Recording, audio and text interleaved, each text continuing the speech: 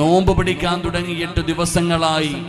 ആ നോമ്പ് നമ്മൾ പിടിച്ചുകൊണ്ട് രാവും പകലും നമ്മൾ ഈ പരിശുദ്ധമായ റമദാനിലൂടെ കടന്നു പോകുമ്പോൾ നമ്മുടെ ജീവിതത്തിൽ എന്തു മാറ്റമാണ് വരുത്താൻ കഴിഞ്ഞത്? വെറും ഒരു പട്ടിണി മാത്രമാണോ?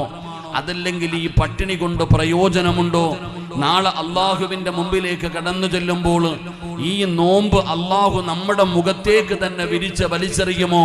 അതോ ഈ റമദാൻ മാസത്തിന്റെ കരം പിടിച്ചുകൊണ്ട് അള്ളാഹുവിന്റെ അനുഗ്രഹങ്ങൾ കൊണ്ട് നിറച്ച ആ സ്വർഗത്തിലേക്ക് കടന്നു പോകാൻ നമ്മൾക്ക് കഴിയുമോ എന്ന് ഞാനും നിങ്ങളും സ്വന്തമായിട്ട് വിലയിരുത്തേണ്ട സമയമാണ്.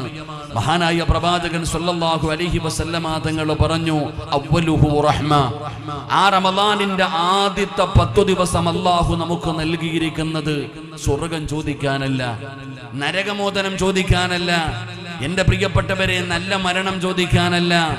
ഈ റമദാനിന്റെ ആദ്യത്തെ 10 ദിവസം നീ അള്ളാഹുവിനോട് ചോദിക്കേണ്ടത്, പടച്ചവനെ നീ എനിക്ക് റഹ്മത്ത് താ, അല്ലാ നീ എനിക്ക് റഹ്മത്ത് താ, പടച്ചവനെ നീ എന്നോട് കരുണ കാണിക്കണം, നീ എനിക്ക് റഹ്മത്ത് തരണം, നിന്റെ കാരുണ്യമാണ് എനിക്ക് വേണ്ടത്, നിന്റെ കരുണയാണ് എനിക്ക് വേണ്ടത് എന്ന് ദുആ ചെയ്യാൻ അള്ളാഹു 10 ദിവസം എനിക്കും നിങ്ങൾക്കും നൽകിയിട്ട് ആ 10 ദിവസങ്ങൾ നമ്മളിൽ നിന്ന് കഴിഞ്ഞു പോകുമ്പോൾ ഞാനും നിങ്ങളും ഒന്ന് മനസ്സിലാക്കേണ്ടത്, അള്ളാഹുവിന്റെ കരുണ നമുക്ക് ലഭിച്ചിട്ടുണ്ടോ?